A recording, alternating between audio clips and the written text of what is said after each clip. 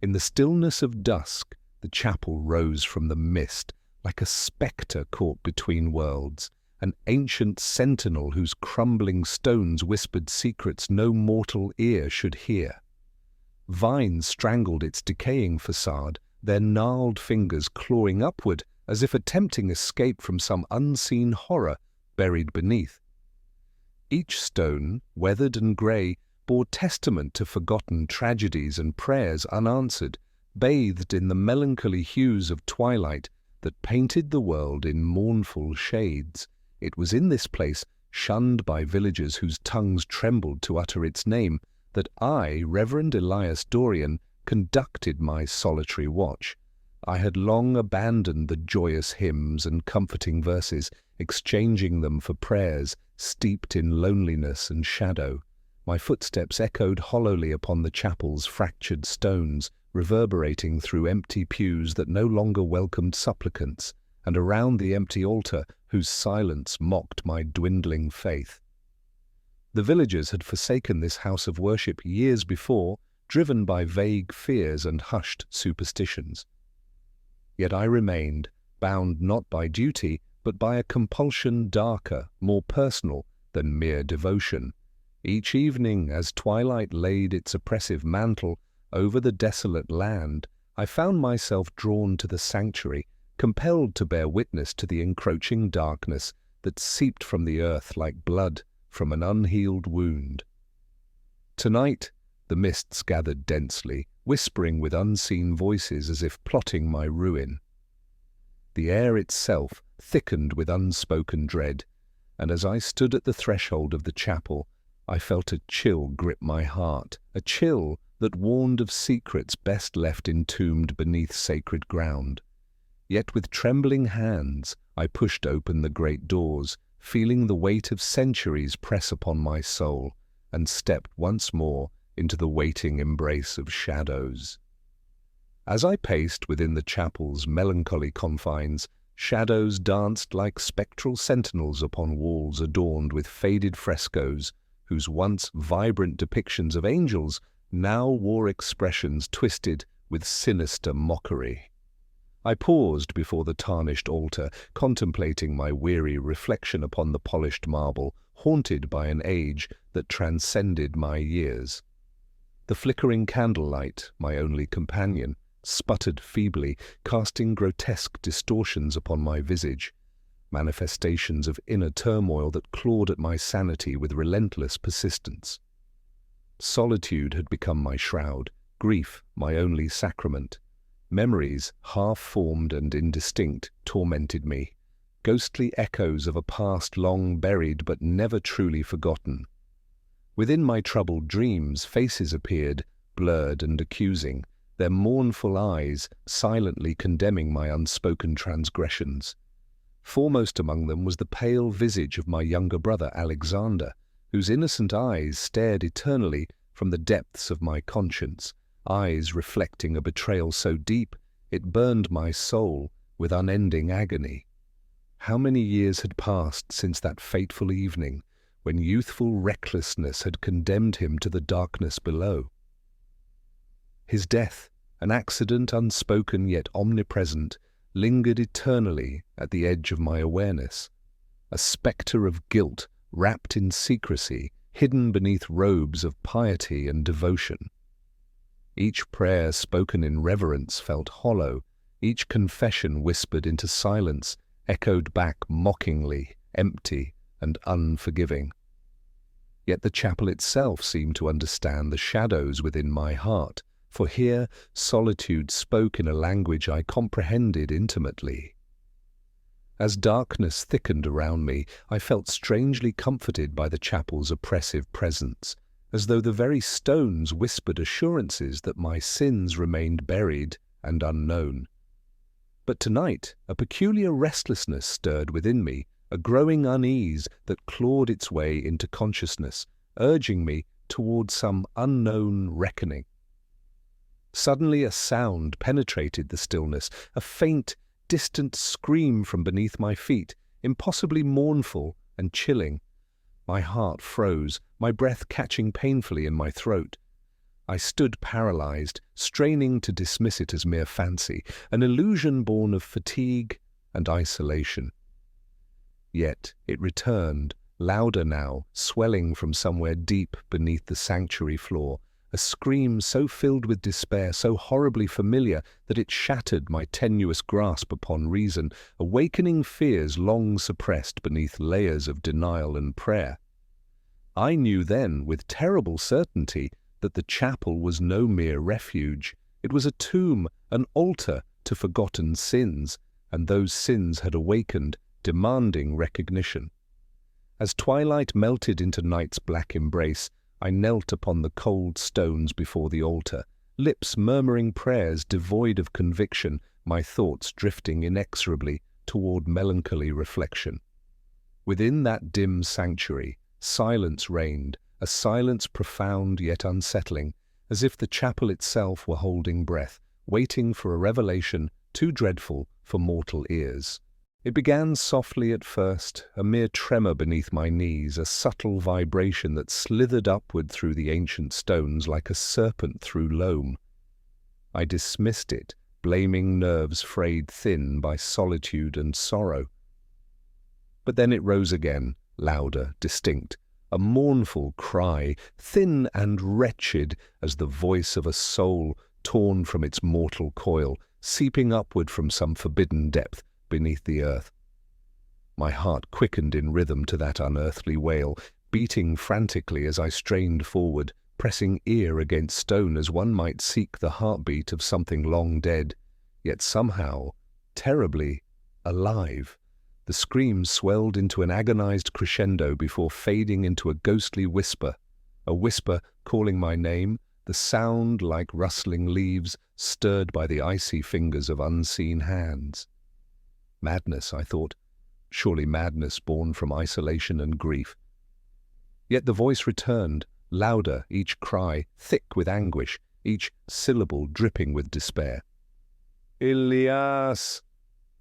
It was no trick of the imagination, no mere conjuring of a fatigued mind, but rather an unmistakable call from the abyss beneath my chapel, a summons I dared not heed, yet could not ignore. Every instinct screamed to flee, to abandon this accursed sanctuary and retreat into daylight's merciful illusion. Yet, rooted by a dread fascination, deeper than mortal fear, I pressed my ear closer, compelled to listen to the secrets rising from the unhallowed earth beneath. With each lamenting note, my soul shuddered, haunted by echoes of a buried past, and the unmistakable recognition of a voice I knew all too well, a voice silenced long ago by my own cruel hands. Sleep abandoned me, its gentle refuge stolen by lingering horrors that clawed relentlessly at the fabric of reason. Days blurred into nights, yet the mournful screams persisted, whispering accusations I could neither silence nor refute.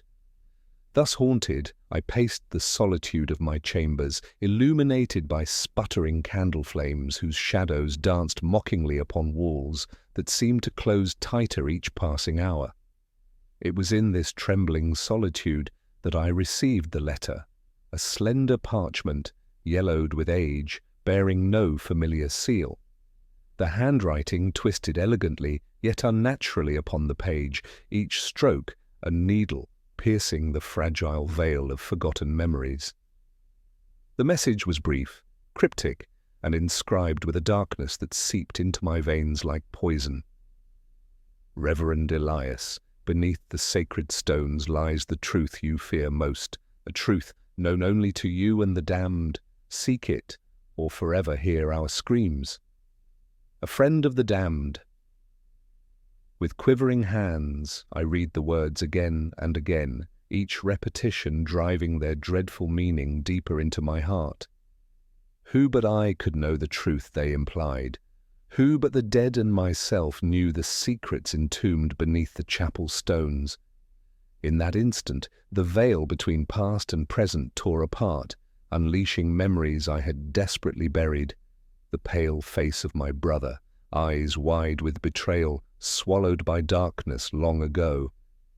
Yet even in the grip of mounting terror, An irresistible urge welled within me, darker than reason, stronger than faith, an urge to descend, to unearth that which lay hidden beneath sacred ground.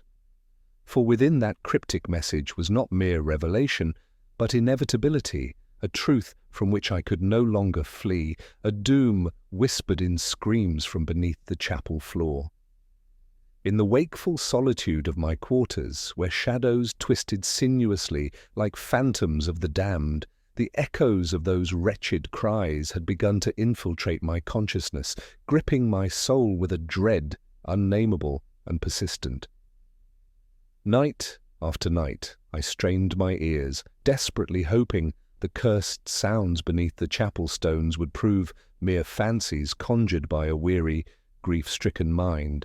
Yet each repetition, each mournful wail grew clearer, sharper, more defined, an agonizing testament that defied logic and transcended reason.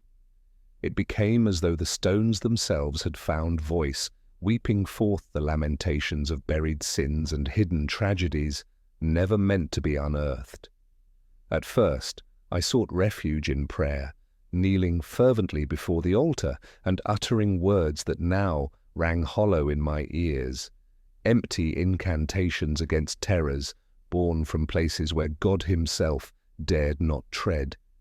But devotion offered no reprieve, and piety faded as quickly as the candle flames that trembled weakly in the stifling gloom.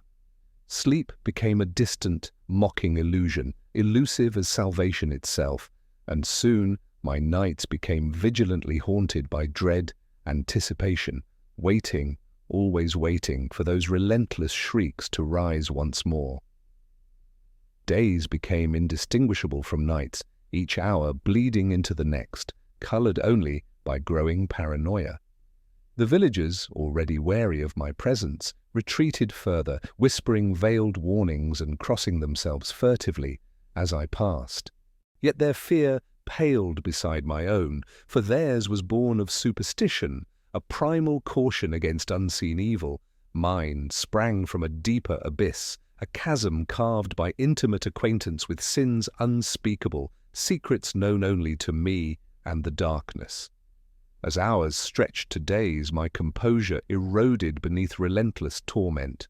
No longer could I dismiss the wails as mere phantoms conjured by grief, nor could I rationalize their dread familiarity as mere coincidence. A dreadful certainty settled upon me, the conviction that the anguished voice belonged to a past I had entombed beneath layers of denial and prayerful silence. It was Alexander's voice, my brother's voice, resounding impossibly from beneath the chapel stones, crying out with the same terrible cadence that had once pierced the night so many years before. The realization struck me with the force of thunder, tearing asunder the fragile veil of sanity that separated me from madness. Each cry became a dagger, each wail a haunting echo of that fateful evening when youthful recklessness had condemned him to darkness eternal.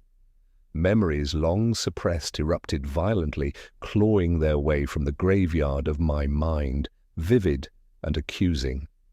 The chapel's cold stone beneath me, its hallowed earth so carefully consecrated, suddenly felt cursed, a sinister sepulchre concealing secrets far more dreadful than death itself. Driven by a compulsion darker than fear, I began to wander the sanctuary nightly, pacing endlessly above the very stones from which Alexander's voice emanated, straining against the impulse to descend, to unearth the hideous truth beneath.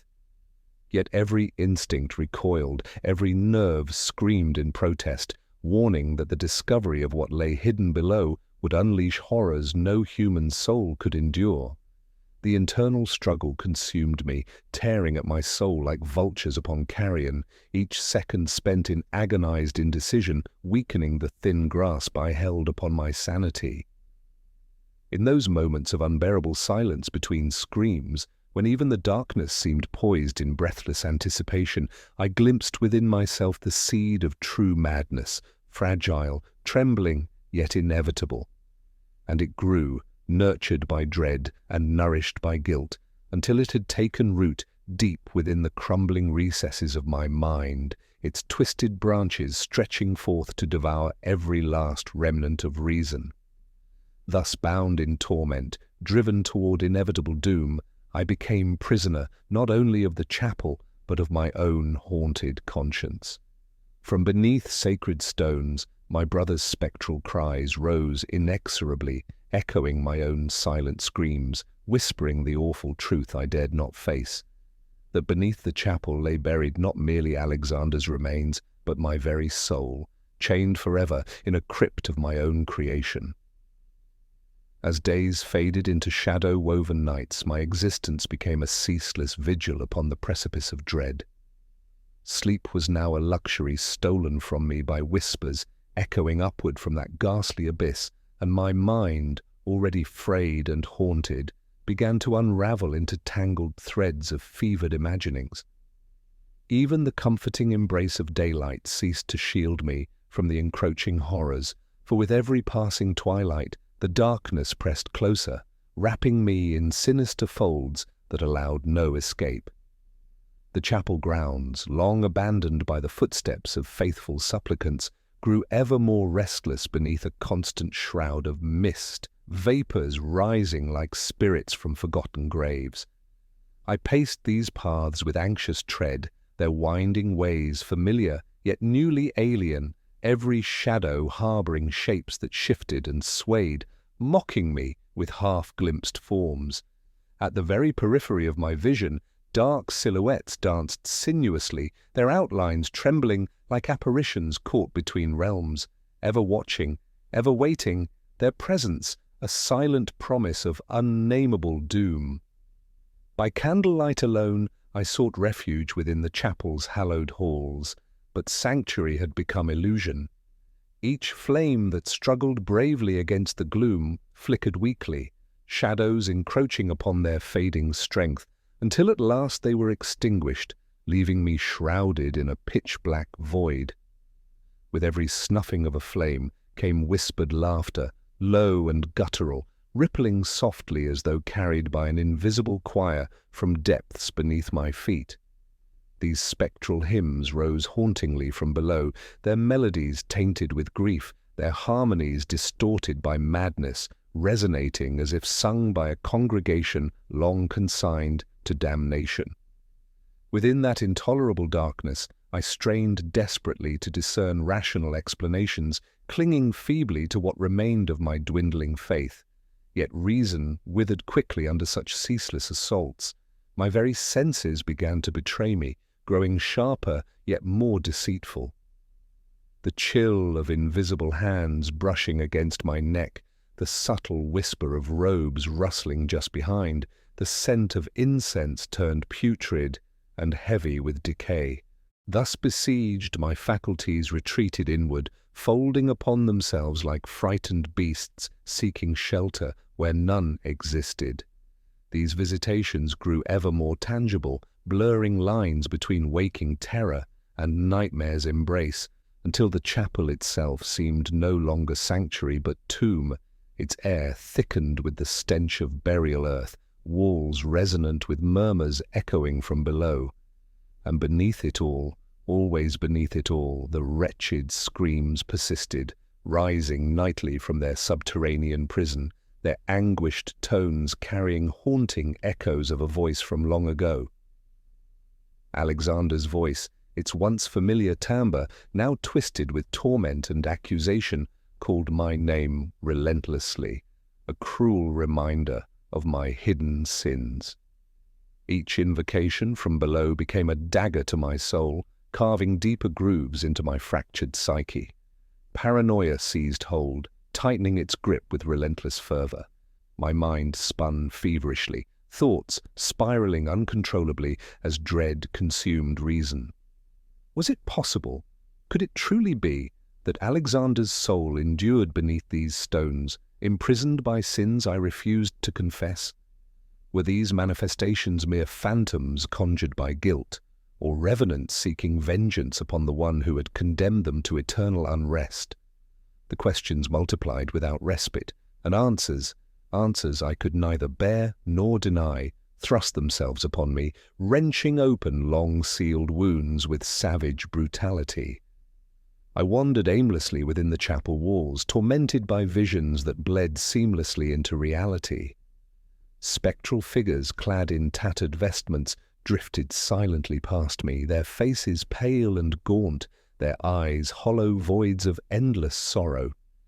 Disembodied hands reached plaintively from the shadows, vanishing the instant my trembling fingers brushed their spectral flesh. And from every corner, from every stone, murmurs whispered endlessly, recounting sins long past, transgressions forgotten, yet never forgiven.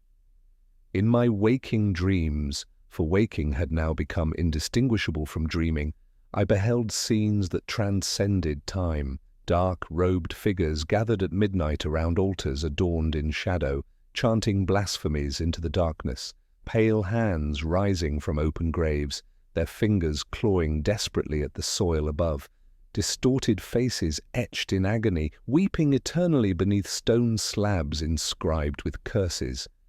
Each vision seemed a key, each revelation a portent of doom, slowly unlocking secrets that lay festering at the core of this unhallowed place. And thus did madness consume me slowly, its insidious tendrils winding sinuously around every vestige of rationality. No longer able to discern delusion from reality, I succumbed utterly to the chapel's sinister enchantment. Like a mariner ensnared by siren songs, I was drawn inexorably toward the altar stone, beneath which lay truths I both feared and yearned to uncover. Voices long stifled by denial whispered urgently in my ear, their whispers threaded with promises of absolution if only I dared to descend, to face at last the buried horrors whose echoes plagued my soul. Yet even as that dire compulsion grew stronger, the last shreds of my waning reason recoiled violently, sensing instinctively that to yield was to court annihilation. Every step forward became a battle against instinctive dread, every breath a struggle to retain sanity within an atmosphere poisoned by decay and despair. As I stood trembling before the altar, gazing down upon stones that concealed the wretched source of my torment, one thought alone consumed me. Beneath sacred ground lay hidden not merely secrets and sins, but the end itself, patiently waiting to embrace me in eternal darkness. Thus, poised at the threshold of revelation and ruin, my will faltered. Alexander's anguished screams reverberated through the chapel's foundations, louder now, deafeningly clear, his voice ringing with accusation, its dreadful timbre an irrefutable summons. With heart frozen by terror, yet propelled by a force darker than fear, I knelt upon the cold stone floor, my trembling hands tracing the contours of stones beneath which doom awaited, my mind teetering precariously upon the brink of oblivion. Sleep had now wholly abandoned me, driven away by relentless terrors that crept from the shadows, seizing my mind with iron fingers of dread. Night after tortured night, I lay imprisoned within the clammy embrace of wakefulness, haunted by visions born from an abyss deeper and darker than mere mortal imagining. My consciousness, bound in chains of feverish paranoia, became a stage upon which horrors most grotesque enacted their endless performances, spectral tableau that mocked my dwindling sanity, each more dreadful than the last. In the suffocating silence of my chamber, the walls themselves appeared to breathe, heaving softly like the chest of some unseen beast lurking just beyond perception. Suddenly, without warning, the ground beneath me shifted, a gentle tremor at first, then growing violent, as though the very earth recoiled in revulsion at what it concealed. The stones writhed and split open, revealing yawning chasms from which poured forth ghastly vapours, rank with the stench of corruption and long-forgotten death. From these cavernous fissures, pale, skeletal hands clawed frantically upward, fingers twisted grotesquely in an eternal plea for mercy never granted.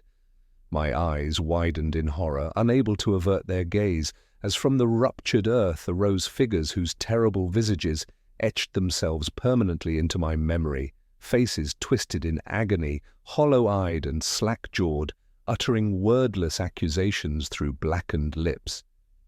They advanced toward me slowly, silently, their forms distorted by decay, flesh hanging loosely upon bones ravaged by eternity's cruel touch. Among them, recognizable, yet hideously transformed, was the unmistakable countenance of my brother Alexander, his once youthful features now corrupted by rot and sorrow, his accusing eyes fixed relentlessly upon my trembling form. I screamed, desperate to banish these apparitions conjured by my own guilt-ridden conscience, yet no sound emerged, my throat constricted by the grip of unspeakable terror. The figures halted mere inches from me, their mournful gazes piercing my very soul, as they lifted skeletal fingers in unified condemnation. I felt the full weight of their judgment descend upon my spirit, a crushing burden heavier than any mortal could endure. Just as I believed my mind could suffer no further torment, Alexander's lips parted, and in a voice born of endless sorrow he whispered accusations, terrible words, heavy with reproach and dripping with anguish. Each syllable resonated deep within my heart, each condemnation tore through the fragile remnants of my sanity, until I felt my mind unraveling entirely, threads of reason snapping violently beneath the force of his relentless indictment. "Brother," he murmured, his voice both pitiful and menacing, "why have you abandoned me beneath the earth? Why do you let me suffer here in darkness everlasting?" At these words, my heart shattered anew, the fragments scattered like leaves in an autumn gale. I fell to my knees before him, sobbing and begging forgiveness from the spectre whose torment mirrored my own. Yet his expression remained unchanged, cold, distant, and filled with boundless sorrow, as though forgiveness were a gift eternally denied. In desperation I reached forward, attempting to touch the apparition before me, hoping to find solace in tangible connection, but my hand passed effortlessly through his form, feeling only the icy chill of death itself.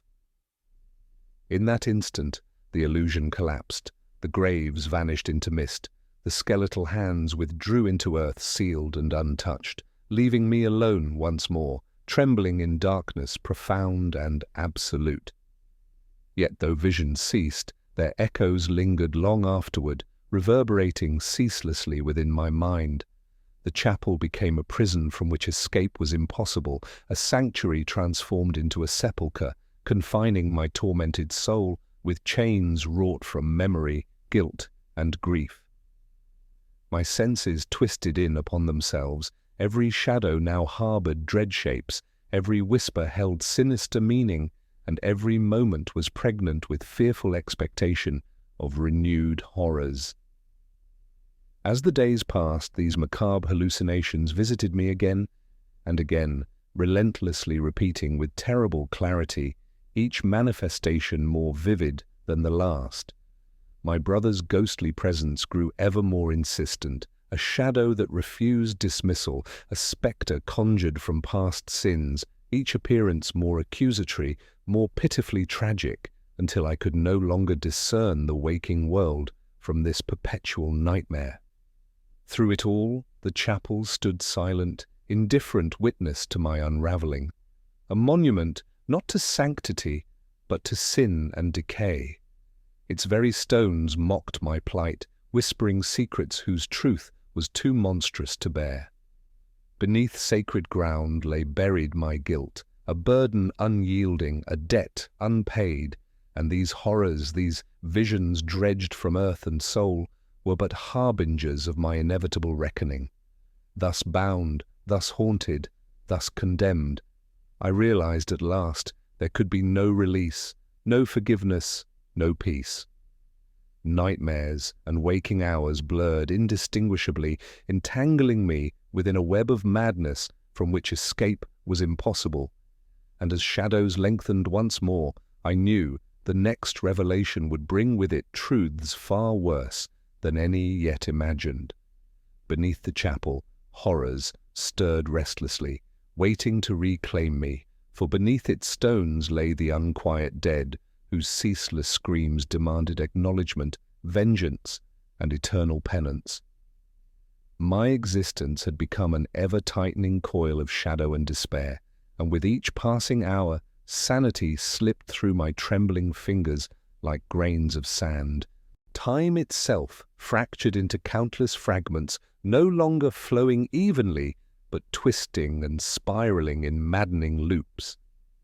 I drifted endlessly between states of feverish wakefulness and restless sleep, unable to discern true memories from spectral fantasies.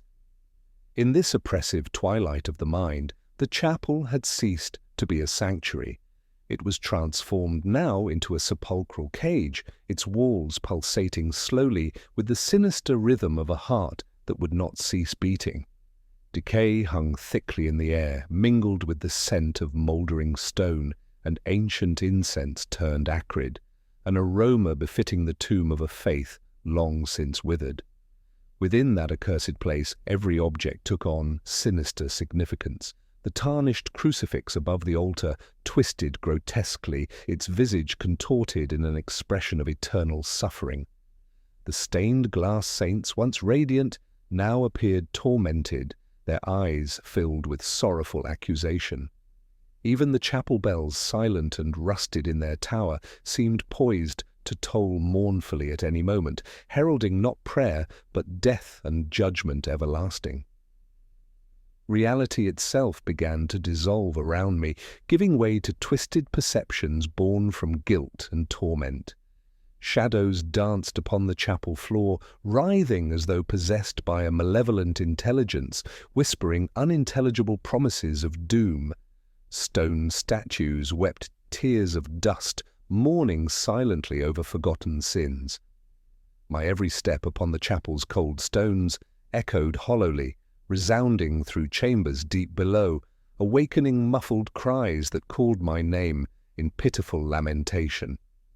I endeavored in vain to grasp at the tattered remnants of reason, but each attempt merely hastened their unraveling. Reflections in the chapel's cracked windows mocked me, my own visage appearing monstrous, distorted by fear and despair.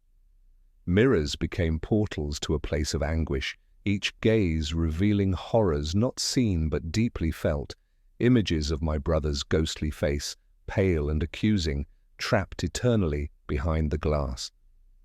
His hollow eyes bored into mine with a melancholy that froze my blood, whispering of crimes unatoned, of justice denied, and of punishments long overdue.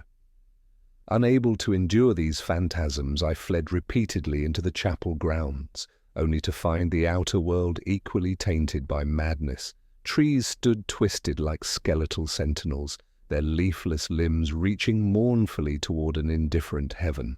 The soil itself was damp and sodden, exuding the foul odor of decay, as though countless corpses lay beneath its surface, quietly rotting beneath my feet.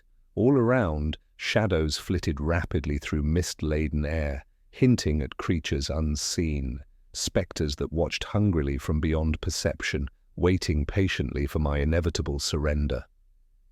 Sleep, when it briefly came, provided no refuge, for dreams brought visions yet more terrible than waking reality. Night after night I found myself descending into dark, endless staircases that spiraled ever downward into blackness absolute, descending towards secrets hidden deep beneath sacred stones. Each step took me closer to revelations I dreaded yet desired, secrets sealed beneath the earth, horrors long dead, yet impossibly alive, awaiting my arrival with eager malice. Each awakening left me more depleted, more uncertain of my grasp upon the world. Had I truly dreamed these horrors, or had they somehow bled into my waking hours, bridging the fragile gap between nightmare and reality? The boundary between truth and delusion blurred irreparably, leaving my consciousness trapped upon an eternal precipice, hovering precariously between sanity and oblivion. I began to question every sensation, every thought, every memory. Was the cold hand that brushed my shoulder mere imagination? Or was it Alexander's spectral touch, reaching through the veil of death? Did the voices that murmured constantly in my ears originate from my own fractured mind, or did they indeed belong to entities trapped beneath the chapel stones, prisoners of my past transgressions? Such questions haunted me relentlessly, devouring what little sanity remained. Isolation and guilt intensified my torment, wrapping my soul in coils of endless despair. I felt certain now that no escape was possible, that the chapel itself was a living entity, sustained by my agony, growing ever stronger as I weakened. The walls whispered incessantly, recounting my sins in mournful tones, each secret a dagger plunged deeper into my heart. Beneath it all, beneath the madness, grief, and fear, lay the constant refrain of Alexander's screams, anguished cries rising ceaselessly from below, echoing through corridors of stone, insistent and unyielding. My spirit, overwhelmed by this relentless siege, finally surrendered, accepting the truth I had fought desperately to deny. Beneath the chapel's sacred ground lay the end of all hope, the dissolution of reason, and the inevitable embrace of madness. Resigned to my fate, my thoughts became consumed with one obsession: to descend beneath the altar stones and confront the horror I had wrought, knowing that in doing so I would be sealing my doom forever. Thus driven inexorably toward that fateful descent, reality itself fractured irreparably, leaving my consciousness forever splintered, poised upon the brink of eternal darkness. My fevered thoughts, tangled and frail, led me inevitably toward the heart of my torment, toward the altar stones beneath which my greatest sins lay entombed. Driven by guilt's relentless lash, compelled by whispers no longer confined to dreams, I approached that ancient altar, my very breath faltering beneath the oppressive weight of doom. With trembling fingers, pale as marble, I traced the worn engravings that adorned the base, symbols now distorted by time and shadow into sinister mockeries of sacred design. Each carving pulsed beneath my touch, seeming alive with accusation, throbbing with secrets long suppressed. My pulse quickened as dread mingled with longing, a twisted desire to confront that from which I had fled for so many anguished years. A sudden compulsion seized me, overwhelming every instinct of self-preservation. With strength born from madness, I pried loose the stones at the altar's foundation, their cold surfaces scraping against each other in mournful protest, opening at last a narrow passage, descending steeply into fathomless darkness. An air of stale decay issued forth, thick with the scent of forgotten horrors. My courage faltered momentarily, yet my soul, already condemned, refused retreat. Thus, without hope or hesitation, I stepped downward into the waiting abyss. As I descended, each uneven step echoed hollowly beneath my feet, reverberating through walls slick with moisture and decay. The stone staircase spiraled downward ceaselessly, carrying me into regions untouched by mortal eyes, regions illuminated only by pale gleams of phosphorescent fungi that clung desperately to the walls, their wan glow shedding an unholy pallor upon my trembling hands. With every descending step, the air grew colder, heavier, thickened by the whispers of souls trapped eternally within this subterranean realm. Soon, my mind lost count of the steps taken, consciousness swallowed by oppressive gloom. The descent seemed eternal, my surroundings merging into a single, undulating tapestry of shadow and dread. Beneath the silence lay a muffled chorus, a ghostly lamentation seeping upward like blood from an unhealed wound. My own breath became ragged, pulsed racing wildly as fear and anticipation clawed violently at my senses. At last, after what seemed an eternity suspended within endless twilight, the spiral ceased abruptly, opening into a vault whose very stones resonated with an unholy melancholy. The chamber stretched outward infinitely into darkness, as though the earth itself refused confinement. Stepping forth, my foot disturbed shallow pools whose stagnant waters reflected images distorted and monstrous, visions of a mind irreparably fractured. Drawing deeper into the vault, my vision adjusted slowly to the gloom. The cold, damp walls glistened with moisture, resembling tears shed by countless eyes, a silent testimony to the misery enshrined within. My heart tightened painfully, senses sharpened by dread, as I perceived clearly now the nature of this hidden sanctuary. Chains rusted and broken lay scattered across the floor, and iron hooks protruded cruelly from crumbling walls, their barbs corroded by blood and time. As realization dawned fully, horror surged anew, its grip tightening mercilessly upon my throat. For this chamber was no mere vault, it was a prison, a sanctuary of torment built by hands once trusted, now forever stained.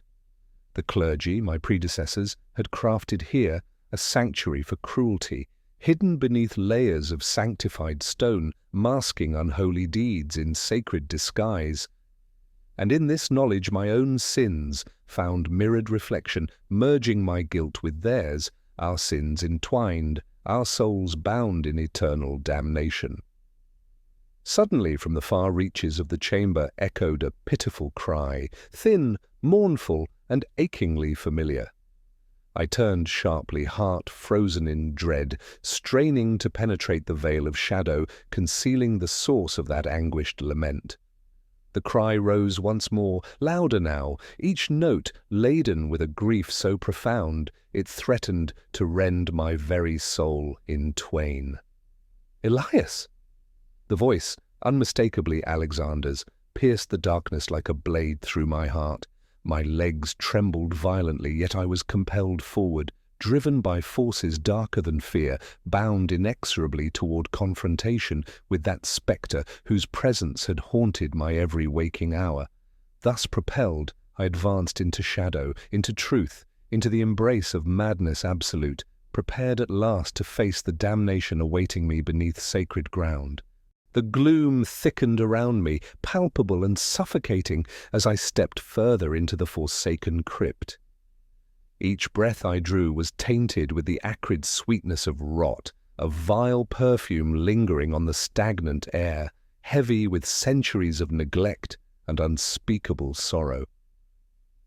My footsteps echoed with a hollow resonance, as though the stones beneath me whispered their despair at my intrusion. Moving deeper, my gaze fell upon horrors that robbed me instantly of whatever remained of my composure. Along the walls of that ghastly chamber, illuminated by a sickly phosphorescence that oozed slowly from cracks in the decaying stone, skeletal forms lay chained in grotesque postures, remnants of those abandoned to eternal torment by hands that once had raised prayers heavenward in pious devotion. Their bones, brittle and twisted, seemed forever locked in contorted agony, mouths agape in silent screams, heads bowed in eternal submission to cruel masters whose darkness outlived even death itself. Rusted iron shackles bound them cruelly, fastening wrists and ankles alike to stone anchors embedded deeply into the walls. The chains had long since rusted and fused with bone, forming macabre symbols of servitude that even decay could not erase. I could scarcely bear to look upon these spectres of suffering, yet an irresistible compulsion drove me forward, forcing my eyes to linger over each victim with morbid fascination.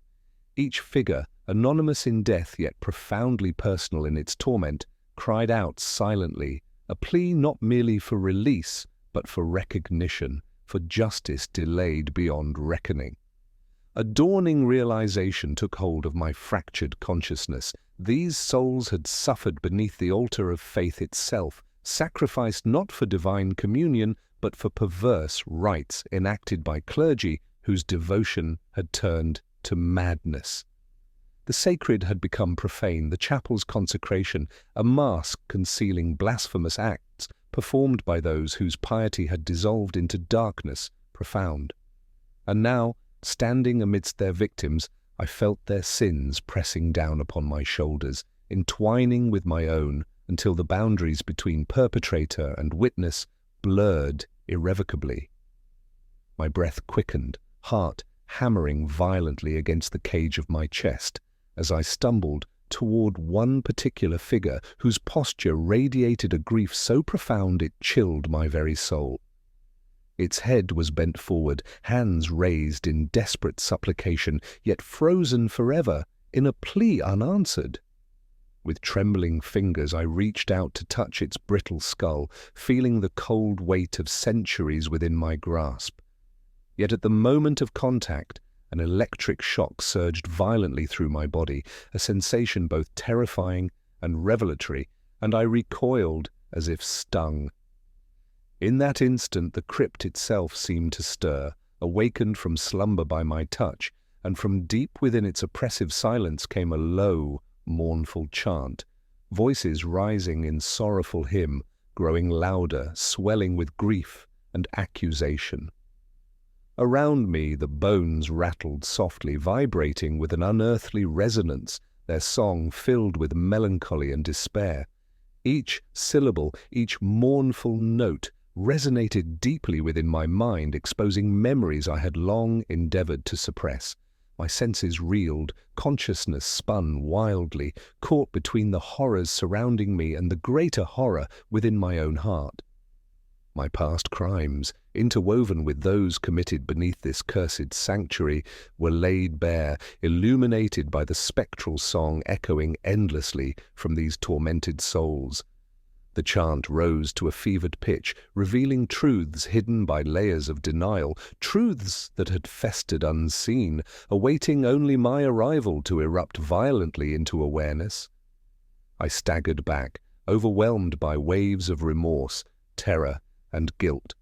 The skeletal choir sang relentlessly, their hymn an eternal indictment against all who had condemned them to this fate. My knees buckled, sending me crashing to the damp stone floor. As I knelt there, crushed beneath the weight of centuries of cruelty and my own dark deeds, I knew, with dreadful certainty, that escape was impossible. I belonged to this chamber now, bound eternally to those who suffered in silence and darkness. My sanity, already fragile, fractured utterly in that moment, unable to bear the truths revealed by that macabre chorus. The crypt had unveiled horrors too monstrous for any mortal soul to withstand, and yet, in their revelation, I recognized a grim inevitability. For these forgotten horrors were not merely echoes of past sins, but living symbols of my own inevitable doom. In their sorrowful lamentation, I discerned clearly the haunting refrain of my own fate, one that had long awaited me beneath sacred stones, patiently calling my name from the dark depths below. From the shadowed depths of the crypt's unyielding gloom, a chill stirred, an intangible presence manifesting slowly yet inexorably before me. A profound dread seized my soul, constricting my breath as the atmosphere thickened with oppressive weight, the very darkness itself seeming to pulse with terrible anticipation. It was then, as if summoned from the very marrow of my guilt-ridden conscience, that the spectre appeared, a ghostly apparition clothed in sorrow and radiating an anguish more potent than death. Its form wavered like mist caught in the breath of winter, uncertain and translucent, yet defined enough for recognition that pierced my heart like a blade forged from ice and regret. For standing before me, clothed in spectral decay, was Alexander, my brother whom I had condemned long ago to eternal darkness beneath this chapel, his visage forever imprinted in my nightmares and carved into my marrow by the relentless chisel of remorse. His eyes were hollow voids, sunken into a pale, sorrowful countenance, marred by decay and grief unimaginable. Yet even in their emptiness those eyes held an intensity, a damning judgment that penetrated my soul with merciless precision. His mouth opened slowly, revealing an abyss blacker than oblivion, from which erupted a scream, a wail saturated with torment, heavy with the burden of betrayal and unatoned sins. "Elias," he cried, his voice a chilling melody of suffering, accusation dripping from each haunting syllable. "Why did you forsake me beneath the earth? Why did you abandon me to eternal night?" The spectre stretched forth a skeletal hand, fingers trembling as though straining desperately across an immeasurable void, begging silently for solace long denied. I recoiled in horror, stumbling backward against the unforgiving stone, my own voice reduced to incoherent murmurs of denial and despair. Yet Alexander's tortured visage drew nearer, compelled by vengeance and grief, until mere inches separated us, distance meaningless before the gravity of his condemnation. His voice echoed, resonating deep within the hollow recesses of my fractured sanity, mingling with memories long suppressed, yet never forgotten, memories of youthful arrogance and jealousy, of rage that had turned lethal beneath the mocking gaze of the chapel's sacred stones. I saw again that fateful night, bathed in moonlight silver, as the blade I had wielded in blind fury, Alexander's innocent blood staining the altar's pure marble, forever desecrating what was once hallowed and sacred. "Confess," whispered the apparition, its tone as mournful as winter wind whistling through graveyard trees. "Confess, and free us both from this torment." Yet confession, though a balm to souls burdened by guilt, was now impossible, for my sins had grown roots deep within the soil of denial, nourished by decades of silence and regret. My tongue, weighted by pride and fear, refused to utter the words my brother's spectre so desperately demanded. Instead, my soul shuddered beneath layers of cowardice and shame, hiding behind weak protestations, even as Alexander's cry rose to an unbearable pitch. His form writhed in agony, his sorrowful screams echoing ceaselessly through the crypt's stone walls, each cry an accusation, each wail a demand for justice that would never come. My mind fractured beneath the unrelenting siege, surrendering entirely to madness born from guilt, a madness richly deserved, yet tortuously resisted. In the spectre's screams I heard not only Alexander's pain, but the condemnation of every victim chained in darkness beneath this chapel, sins upon sins, compounding until redemption was no longer even conceivable. Alexander's ghostly figure surged forward, his anguished cry blending seamlessly into my own, our voices entwining in a ghastly duet of shared torment.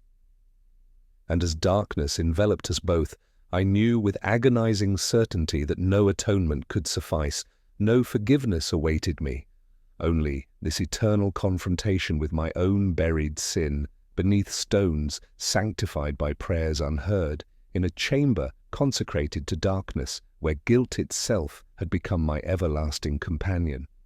As the mournful echoes of my brother's spectral wails pierced my heart, the tenuous threads of reason within my soul began to unravel entirely. The crypt's oppressive gloom seemed to deepen, pressing upon my shattered spirit with relentless weight, suffocating the last remnants of clarity.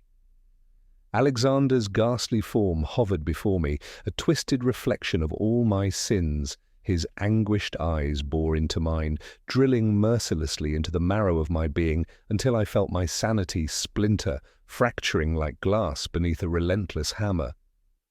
My thoughts became a whirlwind, swirling chaotically as reality blurred irrevocably into nightmare. Memories rose to the surface of consciousness with cruel clarity.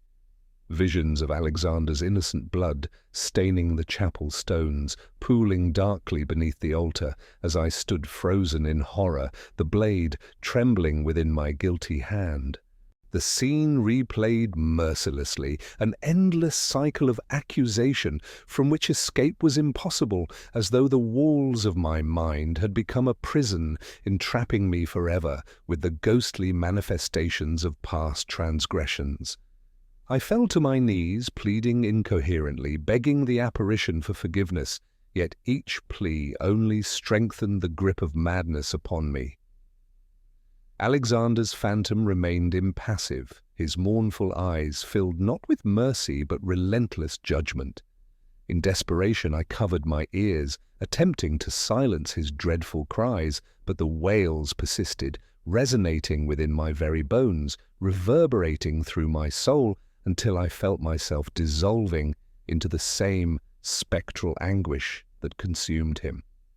The chapel itself seemed to revel in my torment, its ancient stones whispering incessantly, recounting sins and betrayals buried beneath sacred earth. Each whispered accusation further eroded my sanity, until I could no longer distinguish their voices from my own tortured thoughts. The boundary separating memory from nightmare dissolved entirely, plunging me into a realm of perpetual torment, a realm where past and present merged, united by darkness and despair. I began to laugh, the sound bitter and ragged, echoing hollowly throughout the crypt. Laughter twisted into sobs, sobs twisted again into laughter, each sound indistinguishable from the other, mirroring the fractured state of my mind, my spirit fractured irreparably, collapsing inward upon itself under the weight of accumulated guilt and grief. I felt the final barriers between self and madness crumble, swept away by waves of remorse and dread. Alexander's apparition drew closer, reaching out spectral fingers to caress my tear-streaked face, his eyes filled with infinite sorrow and cold inevitability. I offered no resistance, welcoming at last the embrace of the fate I had fled so long. With a final, anguished cry, I relinquished all hope, all sanity, all humanity, plunging irrevocably into the abyss of despair. Thus, shattered beyond redemption, I joined Alexander in eternal suffering. Two souls forever entwined in torment beneath the chapel's sacred stones, our screams merging in a mournful symphony of guilt and madness everlasting. In the boundless darkness that enveloped me, madness had become my sole companion, whispering its twisted comforts into the depths of my tortured mind. No longer capable of distinguishing phantom from reality, my soul drifted helplessly upon the tide of despair, carried inexorably toward an end long foretold, an end that I now welcomed with a sorrowful resignation born of exhaustion, remorse, and guilt beyond redemption. With trembling limbs driven by a compulsion deeper than instinct or reason, I crawled toward the farthest corner of the crypt, toward the very heart of my torment, where the darkness pressed thickest. Each movement brought pain, yet that agony was welcome, penance for sins never confessed, punishment for deeds committed under the veil of sanctity. My trembling hands brushed against stone walls, slick with dampness, walls whose cold embrace offered no comfort, only reminders of my eternal confinement. In a frenzy of guilt-driven penitence, I sealed myself within the crypt, piling stones upon stones until the last sliver of dim illumination vanished entirely, leaving only the encompassing darkness of a tomb. The crypt's gloom thickened further, embracing me like a shroud spun from shadows, wrapping my senses in unyielding obscurity. My breathing came shallow and labored, each inhalation tasting of earth and decay, yet I felt strangely at peace, as though imprisonment beneath sacred ground were the only suitable fate for a soul as tarnished as mine. Then, possessed by compulsion born from deepest madness, I began to inscribe my confession upon the crypt walls, words written feverishly in blood drawn from my own veins, each letter etched painfully, each syllable imbued with an anguish that surpassed mere physical torment. The blood-stained verses flowed ceaselessly from my trembling fingertips, poetry of remorse and sorrow that would remain hidden beneath earth and stone, forever unseen by living eyes, yet eternal testament to the tragedy of my soul. As I wrote, my consciousness wove seamlessly between past and present, reality and illusion, until all sense of self dissolved entirely, merging with the crypt's darkness. Lines of crimson text sprawled chaotically upon the stone, forming sentences heavy with guilt, fragments echoing my brother's plaintive cries, stanzas that told of betrayal and grief without resolution. I wrote feverishly, unable to stop, my confession expanding endlessly until the walls themselves seemed saturated with sorrow, weeping silently in recognition of my crimes. And still Alexander's mournful screams persisted, resonating relentlessly through every fibre of my being, entwining inseparably with my own voice, both pleading endlessly for release never granted. His wails harmonized with mine, echoes of mutual torment reverberating through the crypt, amplifying our shared grief into an eternal hymn of anguish and despair. Time became meaningless, eternity encapsulated in moments of fevered confession. My body weakened beneath loss of blood and deprivation, yet my soul pressed onward, compelled to continue until every secret had been revealed, every hidden sin acknowledged, every betrayal laid bare upon the crypt's oppressive walls.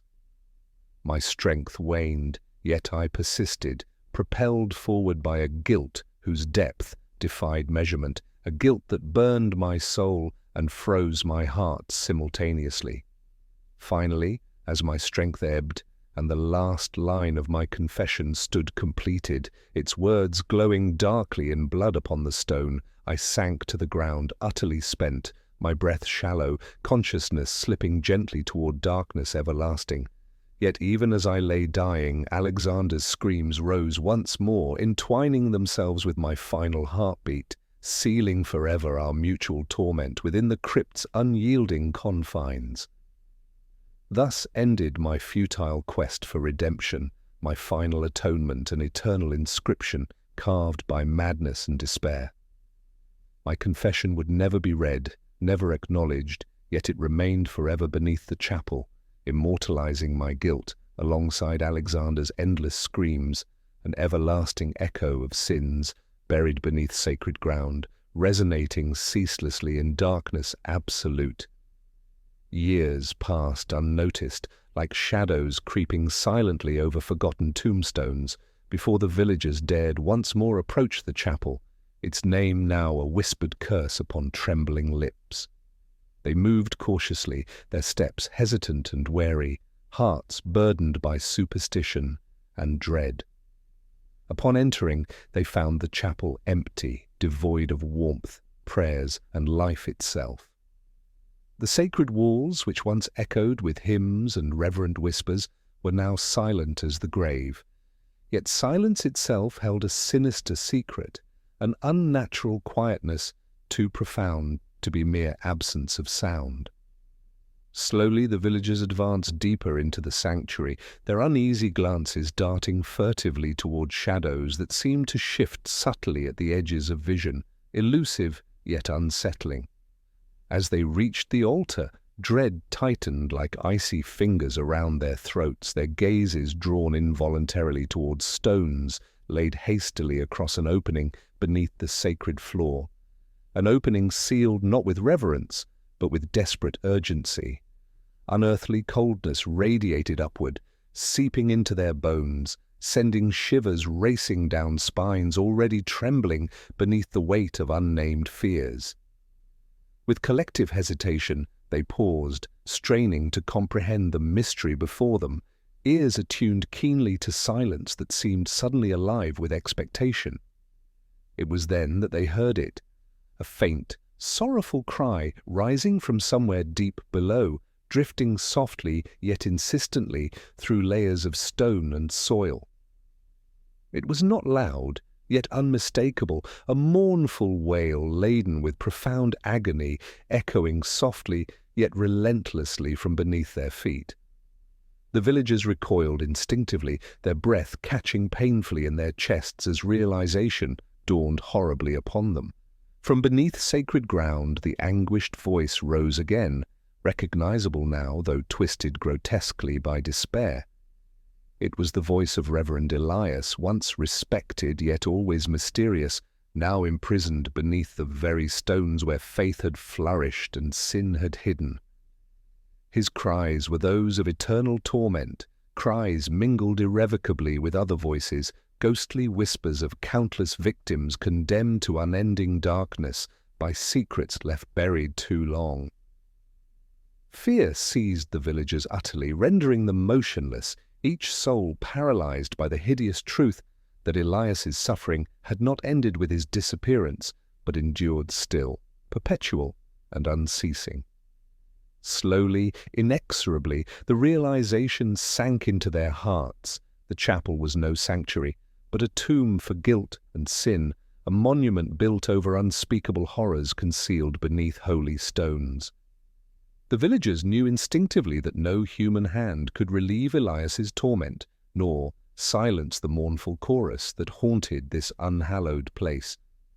With desperate urgency they retreated, sealing forever the chapel's heavy doors, binding them with chains and prayers whispered hastily through trembling lips.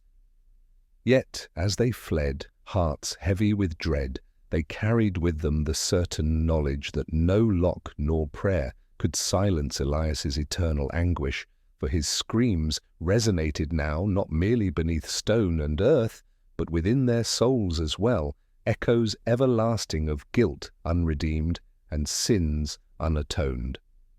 Thus the chapel stood abandoned, consumed by shadows and decay, its stones slowly succumbing to time's relentless embrace. Yet beneath its ruins, Elias's anguished cries persisted, faint but eternal reminders of humanity's capacity for betrayal, cruelty, and despair. Villagers spoke in hushed whispers of the screams beneath sacred ground, passing tales from generation to generation, warnings of darkness buried but never forgotten, sins concealed but never absolved. And still, from beneath the crumbling stones of the forsaken chapel, Elias's voice echoed eternally, lamenting ceaselessly in darkness profound, a haunting symphony of remorse and madness that would endure, undiminished by time or distance, forevermore. And thus, beneath the chapel's crumbling stones, beneath sanctified earth once blessed by trembling prayers, I remain eternally confined, a soul imprisoned by guilt and madness everlasting. My anguish endures unbroken, my cries echo through unseen passages in perpetual torment, entwined forever with the whispers of my brother's unquiet spirit. Here, where shadows reign supreme and darkness weeps with endless sorrow, no respite can be found. Time itself has abandoned this forsaken crypt, leaving only a lingering eternity in which to suffer, to languish in an endless reverie of remorse, regret, and irredeemable sin. My soul, fractured beyond hope of repair, wanders aimlessly through corridors of memory, reliving again and again the night that sealed my fate. The night Alexander fell beneath my hand, staining sacred ground with innocent blood, dooming us both to eternal despair. The verses of my confession, written feverishly in blood upon the crypt's oppressive walls, pulse faintly with spectral life, a dark poetry eternally recounting my transgressions, immortalizing my crimes in letters unseen by mortal eyes. Yet within each crimson letter throbs the relentless agony of sins never forgiven, deeds never forgotten, and punishment that knows neither mercy nor end. My cries, though faint and muffled by layers of stone, rise ceaselessly upward, intertwining with echoes of countless souls condemned by darkness, forming an endless chorus of sorrow. The villagers hear, though distantly, and cross themselves fearfully, yet they remain powerless to grant peace to souls forever bound by sin and grief. They abandon this accursed place, leaving me to linger forevermore in the gloom of unending night. Thus, sealed beneath sacred stones, my torment becomes legend, my guilt a whispered caution to generations yet unborn. Yet for me there is neither legend nor redemption, only endless cycles of memory and remorse, only the ceaseless torment of unending guilt. Here, within this eternal prison, I am forever damned, a soul whose penance is without hope of salvation, whose sins reverberate endlessly through darkness absolute. Beneath the chapel's stones my screams shall echo everlasting, entwined forever with Alexander's mournful cries, locked in mutual torment beneath consecrated ground. And so I suffer, now and evermore, for evermore.